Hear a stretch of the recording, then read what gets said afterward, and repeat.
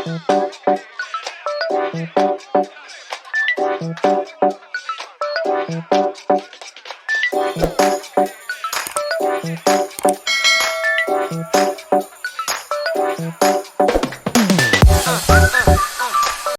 well.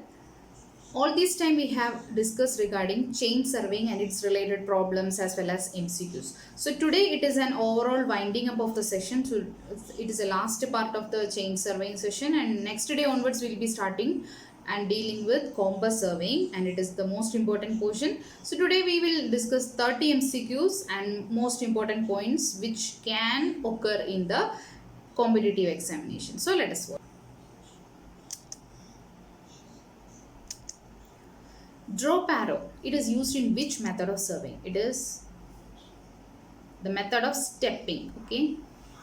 It is the method of stepping, or we can say it as stepping method. Okay. Method of stepping or stepping method. The method of offset laying involving minimum measurement on the ground is perpendicular offset method. You know that perpendicular is the minimum distance. Angle of intersection of horizon mirror and index mirror of optical square, we studied it as 45 degree. Difference between optical square and prism square. There is no adjustment is required in optical square. That is the difference. Next is in chain surveying, execution first step is taken. So it is the reconnaissance. That is we have studied. It is a rough cost of estimate. We will look it afterwards also. A field is measured with a 1% too long chain, and it is found to be 10,000 acres. The corrected area of the tape percentage too, and we are using IS tape 20. So 20 is 1% means it will be 0.2. Okay. So the total chain length will be 20 plus 0.2. That is 20.2. That you know. And we have studied that what is the correct area. It is the wrong scale length by the correct scale length, the whole square into the true area, the measured area. So what is wrong scale now? It is 20.2 by 20, the whole square into 10,000 acres. So you will get the answer as 10,201 acres when you do in the calculator. A 30-meter long chain when tested should not show error exceeding plus or minus 2 millimeter per meter and plus or minus 8 millimeter over the overall length. Offset angle taken in chain surveying may be 45 or 90 or 135 or the multiple of 45 actually, you know. Then in case of chain surveying, which one is the best triangle? Everybody will be writing well-conditioned triangle, but it is not the answer. The accurate thing is equilateral. But if and only if it is possible, if it is not possible, then only we will come with the well-conditioned triangle. That is angle less than 30 is not accepted, angle greater than 120 is not accepted. Okay. Accuracy of measurement in chain surveying does not depend upon the general layout of chain lines, and it is depend upon the length of offset, scale of plotting, important of features. So this can asked in the question by ABCD giving in the option which is not depend, which is depend. So you can select accordingly. The accuracy of a chain survey depend upon leader or follower. This is very much important. If somebody is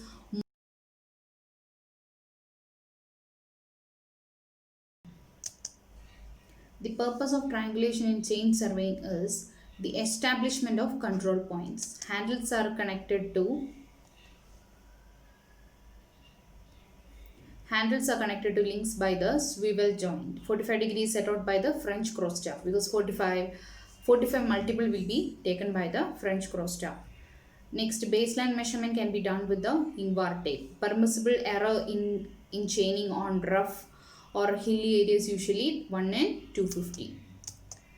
A survey is conducted with a view to prepare the map of an area to a scale of 1:1000. If a scale of least count is 0.1, the accuracy of the length will be what? So every time 1 is 1000. So 0.1, how much? So 0.1 directly you can multiply by 1000. You will get the answer 100 So you know that it is 0.1 meter because mm divided by 100. Mm divided by 1000. It is. Next is a subsidiary line is otherwise called as tie line. Tachymeter, odometer, pedometer, perambulator, everything are used to measure the distance. Which distance? Horizontal distance, not vertical. The object of chain and cross survey is to locate the boundary of an area, plot the figure to a scale and find the area of the plot. The correct methods of ranging employed to solve the problem of vision obstructed but with chaining free is reciprocal or indirect ranging as well as random line. Reconnaissance surveys are used for feasibility and rough cost of the estimate. The method of measuring distance by pacing is chiefly used in reconnaissance surveys.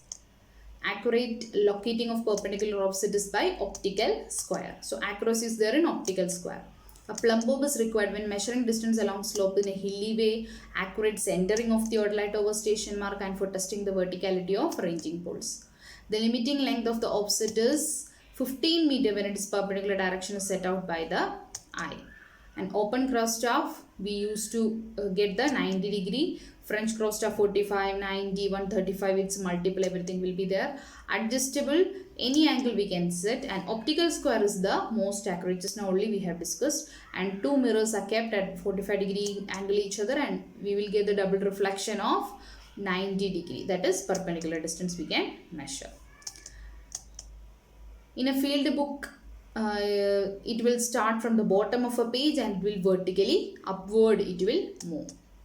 When the object lies on the left hand side of the chain line, then while taking offset with an optical square, it is held in right hand upright. It is very, very important. The symbol of railway is this. The symbol of single rail line and canal with the lock, it is this. Thank you everyone. Thank you for watching my channel, and the next video will be comprising of combo survey. So today we have completed all portions of the chain surveying. So these all the 19 parts, please to watch. If you have missed anything, please go back and rewatch every session because these all are each and everything I have included in the video. Each and every MCQs I have included. So it will be very, very useful. So please to watch and please to support my channel. So thank you everyone. Have a nice day. Bye. Thank